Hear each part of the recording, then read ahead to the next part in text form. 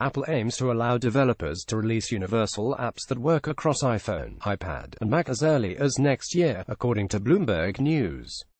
Starting as early as next year, software developers will be able to design a single application that works with a touchscreen, a mouse, and trackpad depending on whether it's running on the iPhone and iPad operating system or on Mac hardware, according to people familiar with the matter. Apple tentatively plans to begin rolling out the change in iOS 12 and macOS 10.14 next year, and it could announce the news as soon as WWDC 2018 in June, according to the report.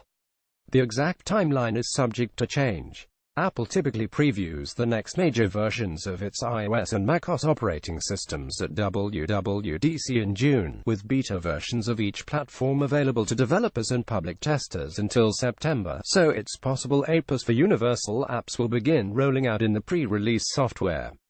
Apple currently requires developers to design separate apps for iOS and macOS, but iPhone and iPad apps often receive more attention than the Mac counterparts in a mobile-first world.